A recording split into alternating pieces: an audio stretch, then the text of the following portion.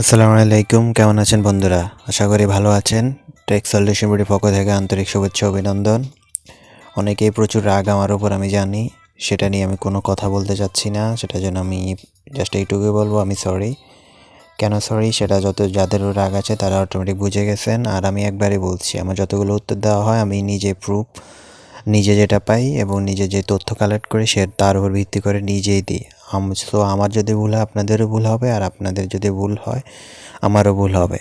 তো কথা এটাই। তো আজকে কথা না বাড়িয়ে নতুন কুইজে চলে যায় এবং আজকের কুইজে 100% গ্যারান্টি দিয়ে আমি আজকে কুইজের উত্তরটি শেয়ার করব। তো চলুন শুরু করা যাক।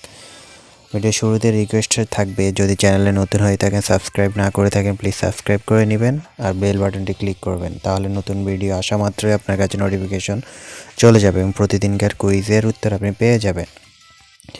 তো আর এছাড়াও ভিডিও শেষে আমি কিছু তথ্য দিব বিকাশের কিছু অফার নিয়ে, নতুন সেই অফারগুলো সম্পর্কে জানতে শেষের দিকে পর্যন্ত ওয়েট করবেন। তো চলুন শুরু করা যাক। তো আজকের কুইজের যে বিষয়টা, সেটা প্রশ্ন আমরা সরাসরি চলে যাই। তো তার আগে আমরা আজকের কুইজটা পড়ে ফেলি, কি কুইজ আজকের বিষয়। তো কুইজে বলা হচ্ছে যে পাকিস্তানের প্রতিষ্ঠাতা মোহাম্মদ আলী জিন্নাহ এবং তার দল ইন্ডিয়া মুসলিম লীগ প্রথমে মুসলিম অধ্যুষিত এলাকাগুলোর ওপর নিজেদের আধিপত্য দাবি করেন এবং পরবর্তীতে মুসলিমদের জন্য একটি আলাদা রাষ্ট্রের দাবি জানান। এমন প্রেক্ষাপটে ব্রিটিশ ভারতের ভাগ হয়ে যায়। দেশভাগের পর শেখ মুজিব কোথায় কলকাতা থেকে পূর্ব বাংলা চলে আসেন? কয়েকদিন গোপালগঞ্জ থেকে তিনি ঢাকায় আসেন। শেখ মুজিব ঢাকায় এসে প্রথম কোথায় থাকেন? তো আজকের উত্তরটি হচ্ছে প্রশ্নটি হচ্ছে মূলত শেখ মুজিবুর রহমান ঢাকায় এসে প্রথম কোথায় থাকেন।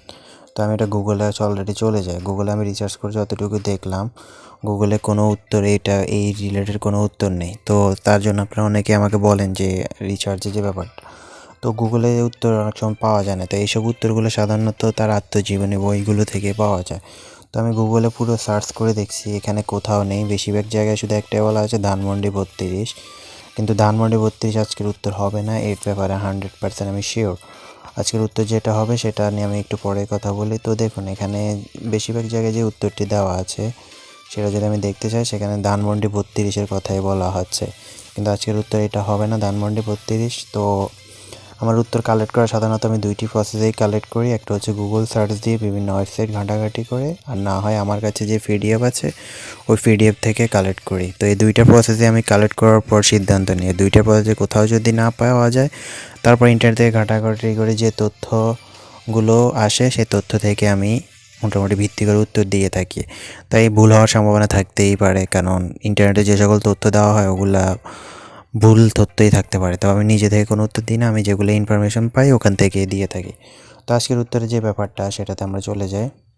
তো আমি আমার পিডিএফে অলরেডি চলে আসছি। তো পিডিএফে যদি আমি সার্চ দিয়ে এখান থেকে দেখতে চাই, তো এখানে বেশিরভাগ প্রশ্নের উত্তর আমি কালেক্ট যদি করি তাহলে দেখা যাক কি হয়। আমি প্রশ্নগুলো আগে দেখে নিই। তো আপনারা মনোযোগ সহকারে দেখবেন। আজকের ভিডিওটি যেহেতু আমার গত 2 দিন ভুল হয়েছে, তো আজকের প্রশ্ন 100% গ্যারান্টি দেওয়া ছাড়া আমি উত্তর পাবলিশ করব না। তো এখানে দেওয়ার পর দেখা যায়, এখানে আমি যত দেখা যাচ্ছে,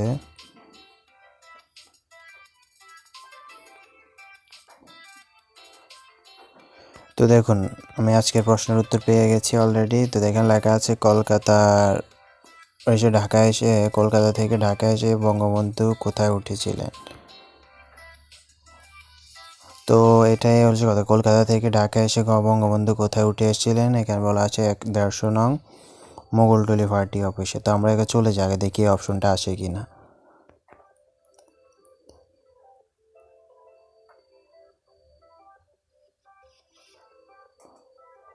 তো দেখুন এখানে কয়েক মাঝে কী বলা আছে, কলকাতা থেকে পূর্ব বাংলায় আসেন, এরপর ঢাকায় আসেন।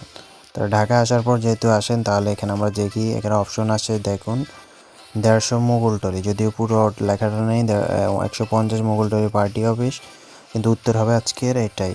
100% গ্যারান্টি আজকের উত্তর, আমি সাবমিট দিয়ে দিচ্ছি এবং আজকের উত্তর এটাই শিওর। কোনো রকম কনফিউশন ছাড়া আজকের উত্তরটি দিয়ে দিতে পারেন, 100% গ্যারান্টি। আজকের উত্তর যদি ভুল হয় তাহলে আমাকে যা ইচ্ছা তা বলে। তো আজকের উত্তরের ব্যাপারে কোনো রকম কনফিউশন না রেখে দিয়ে দিন, কারণ আমি অলরেডি প্রুফ আপনাদের দেখিয়েছি। আর পিডিএফ থেকে যতগুলো উত্তর এই পর্যন্ত দেওয়া হয়েছে সবগুলো উত্তরে অলরেডি আপনারা 100% পেয়ে গেছেন। তো সবাই সাবমিট দিয়ে দিন 150 মোগলটলি। এবং 100% গ্যারান্টি আজকের উত্তরটি মিস হবে না। তো এবার চলে যাই গতকালকের কথা নিয়ে, গতকালকে বিষয়। গতকালকের প্রশ্নটির উত্তর আগে আমরা দেখি। গতকালকের প্রশ্নের উত্তরটি হলো ব্যারাকপুরে, কিন্তু আমি ভুলে সবাইকে কলকাতা দিয়েছিলাম, তার জন্য আন্তরিকভাবে দুঃখিত। তো গতকালকের উত্তরটি হচ্ছে ব্যারাকপুরে। তো ব্যারাকপুরে গতকালকের উত্তর হবে, যারা ব্যারাকপুর দিয়েছেন তাদের সবার হয়েছে। আমার যখন ভুল হয়েছে, আমি সকালে যখন টের পেলাম যে আমার ভুল হয়েছে, তখন আমি কমেন্ট সেকশনে পিন করে দিয়েছিলাম যে উত্তর ব্যারাকপুরে হবে, আপনারা সবাই ব্যারাকপুর দিয়ে দিবেন। তো দেখুন, সকালে যখন আমার ভুল হয়েছিল তখন আমি অলরেডি দেখুন আমি সকালে উত্তর হয়েছে আজকে সঠিক উত্তর হবে ব্যারাকপুর, সবাই ব্যারাকপুর দিন 14 ঘন্টা আগে। তার মানে আমি সকালে এটা পাবলিশ করে দিয়েছিলাম আমার উত্তর যখন ভুল হয়েছে। তাই সবাই একটা জিনিস খেয়াল রাখবেন, যদি কখনো কোনো উত্তর ভুল হয় তাহলে আমি যেটা করব, আমি আমার উত্তরগুলো সবসময় এবার পিন করে দিব। তখন আপনি সবার আগে যদি উত্তরে ভুল হয় তাহলে আপনি চেক করবেন যে আমি কমেন্ট সেকশনে কী লিখেছি। কমেন্ট সেকশনে যদি আমি লিখে রাখি তখন ওটা অটোমেটিক সবার আগে শো করবে। আপনারা এখানে আসবেন, এসে এই যে প্রথম যে কমেন্টটা ওটা পড়বেন। ওটা পড়লে আপনারা উত্তরগুলো পেয়ে যাবেন। তারপরে যদি ভিডিওতে কখনো ভুলও থাকে কমেন্ট সেকশনে এসে সেটা আমি জানিয়ে দেবো, আপনারা ওখান থেকে অবশ্যই দেখে নেবেন। তাই আর এখন থেকে যদি কখনো ভুল হয় তাহলে কোনো রকম কনফিউশন না রেখে নিজের উত্তরটাও শেয়ার করবেন, এবং প্লাস আমার যদি ভুল হয় সেটা আমাকে জানিয়ে ভুল ধরিয়ে দিবেন। আর আমি পিন সেকশনে তখন আপনার ওই কমেন্টটি, আমার নিজের কমেন্ট বা আপনার ওই কমেন্টটি পিন করে দিব। তাহলে সবাই আপনার ওই কমেন্টটি দেখে রিপ্লাই করে বা সাবমিট দিতে পারবে। এটা হচ্ছে আজকের কথা। তো আশা করি সবাইকে সকল কনফিউশন ক্লিয়ার করে দিতে পারছি। তো 14 ডিসেম্বর উত্তর এখন অবধি দেওয়া হয়েছে, কিন্তু উইনার এখন অবধি পাবলিশ করা হয়নি। যারা উইনার হবেন তারা দেখে নেবেন। উইনারের জন্য আজকে এখন কিছু প্রশ্নের উত্তর শেয়ার করি। সেটা হচ্ছে যে উইনারদের বেশিরভাগই প্রশ্ন যে আমি উইন হয়েছি, এখন পুরস্কার কিভাবে পাবো এবং ল্যাপটপ কাদের দেওয়া হবে।